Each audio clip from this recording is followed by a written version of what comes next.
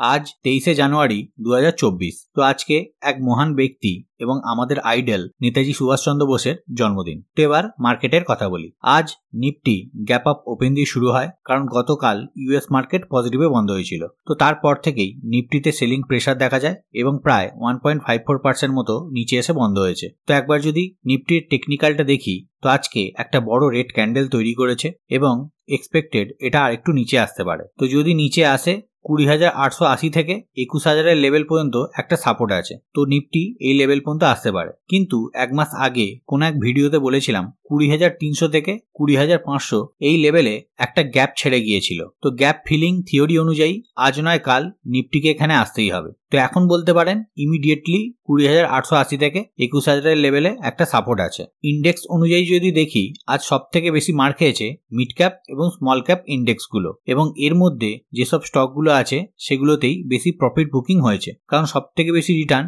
এই স্টকগুলোই দিয়েছিল। আর sectoral wise যদি দেখি, সব থেকে বেশি নিফটি মিডিয়া 13% ইন্ডেক্স লেভেলে ডাউন হয়েছে। তার জন্য স্পেসিফিক একটা রিজনও আছে, সেটা একটু পরে ডিসকাস করছি। তারপর নিফটি রিয়ালিটি 5.31% ডাউন, এবং নিফটি মেটাল, পিএসইউ ব্যাংক প্রায় প্রতিটা সেক্টরেই হাইলি প্রফিট বুকিং হয়েছে। এটা হওয়া হেলদি, কারণ প্রফিট বুকিং না আসলে চার্টও তৈরি হবে না এবং ফার্দার র্যালিও এক্সপেক্ট করা যায় না। তাই মাঝে মাঝে প্রফিট বুকিংও আসুক, যাতে ভালো কোম্পানিগুলোর শেয়ার আরো নিচের লেভেলে আসুক, যাতে আরো অ্যাকুমুলেট করা যায়। এখানে একটা কথাই বলবো, প্যানিক সেল একদম নয়। ভালো কোম্পানির শেয়ার নিয়ে থাকলে ওয়েট অ্যান্ড ওয়াচ করুন, একটু সময় লাগবে কিন্তু রিটার্ন দিয়ে দেবে। তো এবার আসি কিছু মেজর স্টক রিগার্ডিং আপডেট নিয়ে। তো লাস্ট দুদিনে অনেক মেল পেয়েছি, বিশেষ করে রেলওয়ে স্টক নিয়ে। শুক্রবার দিন ভিডিও বানানোর পরেও অনেকে শনিবার দিন ফ্রেশ এন্ট্রি নিয়েছেন, এই ভেবে যে প্রাইস এখান থেকে আরো 50 থেকে 60% উপরে যাবে। আমাকে অনেকে বলেওছেন আইআরএফসি 250 টার্গেট লেভেল আছে, থাকতেই পারে, কিন্তু সেটা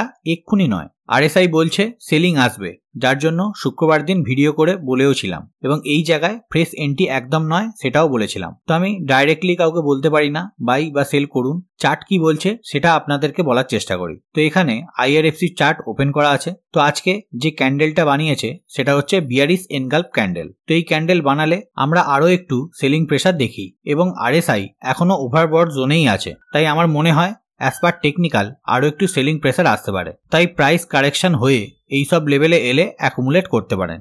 নেক্সট আরবিএনএল এর ক্ষেত্রেও same chart pattern, bearish engulf candle তৈরি করেছে। এই ক্ষেত্রেও কারেকশন হয়ে 200 লেভেলে এলে কনসিডার করতে পারেন। তো একবার ইরকনটাও দেখে নি। তো এখানেও সেম ক্যান্ডেল তৈরি করেছে। 210 লেভেলে একটা অ্যাকুমুলেট জোন আছে, কিন্তু এটা উইক, তাই এটা অ্যাভয়েড করুন। যদি 175 লেভেলে আসে তাহলে অ্যাকুমুলেট করতে পারেন। তো যে লেভেলগুলো বললাম একটু নোট করে রাখবেন, কারণ এরপরেও ডিউরিং মার্কেটে অনেকে মেল করেন কোথায় নেব কি করব। তো তাদের অনেকটা হেল্প করতে পারে, কারণ ডিউরিং মার্কেটে আমি সবাইকে রিপ্লাই দিতে পারি না। তো আর এখানে যে লেভেলগুলো বলা হলো সেগুলো যারা লং টার্মের জন্য দেখছেন তাদের অ্যাকুমুলেট করার জন্য, তাই নিজের রিস্ক অনুযায়ী কাজ করবেন। নেক্সট এইচডিএফসি ব্যাংক, এটা নিয়েও অনেক মেল পেয়েছি। তো আজকেও প্রায় 3.5% মতো স্টক প্রাইস ডাউন হয়েছে। তো এর আগের দিনের ভিডিওতেই সব লেভেলগুলো ড্র করে দেখিয়ে দিয়েছিলাম কি করবেন কোথায় করবেন।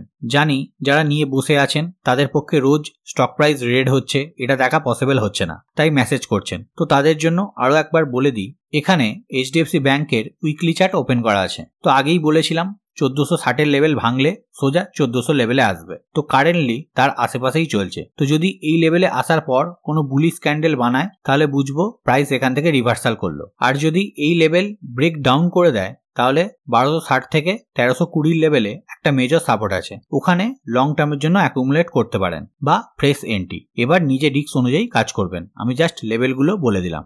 Next Nifty media sector down হওয়ার পিছনের কারণ হলো জি এন্টারটেনমেন্ট। আজ এই স্টকটা প্রায় 31% ডাউন হয়েছে। লোয়ার সার্কিটের পর লোয়ার সার্কিট লেগেছে এবং নতুন 52 উইকস লোও বানিয়েছে, কারণ অফিসিয়ালি জি অ্যান্ড সোনির মার্জারের ডিলটা ক্যান্সেল করেছে সোনি। তো 9 জানুয়ারি এই রিলেটেড একটা নিউজ আসে, তখনই ভিডিও বানিয়ে বলেছিলাম যে জিনিস এতদিন ধরে ঝুলে আছে সেটা ঠিক হওয়া সম্ভব নয় এবং অ্যাভয়েড করতে বলেছিলাম। তো যারা করেছিলেন হয়তো কিছুটা উপকৃত হয়েছেন। তো যাই হোক, সোনির সঙ্গে জি এর মার্জারের জন্যই এই কোম্পানিটা টিকে ছিল। যদি সেটাই না হয় তাহলে কি করে এই কোম্পানিটা সার্ভাইভ করবে? এমনিতেই কোম্পানির ফান্ডামেন্টাল কিছুই নেই, একটাই একটু পজিটিভ পয়েন্ট আছে, সেটা হলো এফআইআই অ্যান্ড ডিআইআই এর হোল্ডিংস, কারণ দুজনে মিলিয়ে প্রায় 72% স্টেক ওন করছে। তো এরা নিজেদের টাকা ডুবতে দেবে না, কিছু না কিছু একটা রাস্তা বার করবেই। তাই এটা এক্সপেক্ট করতে পারেন সোনির জায়গায় অন্য কারোর সঙ্গে মার্জার হবে বা কোনো বড় পিআর কোম্পানি অ্যাকোয়ার করতে পারে। মানে এটা হওয়ার পসিবিলিটি আছে, কিন্তু হবেই এটা বলা যায় না। তাই এখন ওয়েট অ্যান্ড ওয়াচ করুন, দেখা যাক কি হয়। তো এখন কোম্পানিগুলো Q3 রেজাল্ট পাবলিশ করছে, তাই একটু সাবধানে ট্রেড করবেন। যে কোনো ভালো বা খারাপ রেজাল্টের জন্য স্টক প্রাইস ওপর নিচে হতে পারে, তাই ট্রেড নেওয়ার আগে একবার দেখে নেবেন Q3 রেজাল্ট কবে পাবলিশ করছে। তো ভিডিও শেষে জাস্ট একবার গ্লোবাল মার্কেটটা দেখে নিই, যেভাবে বিভিন্ন গ্লোবাল টেনশন বাড়ছে কি হয় বলা যায় না। তো এখন ইউএস মার্কেট মার্জিনাল চলছে এবং ইউরোপিয়ান ইন্ডেক্সেও একই অবস্থা, কেউ অল্প পজিটিভ বা কেউ অল্প নেগেটিভে চলছে। তো এখানেই আমার ছোট্ট ভিডিওটা এন্ড আপ করছি। যদি ইনফরমেশন আপনাদের হেল্পফুল বলে মনে হয় তাহলে অবশ্যই লাইক এন্ড শেয়ার করে দেবেন। আজকের মতো বাই বাই, ভালো থাকবেন, সুস্থ থাকবেন।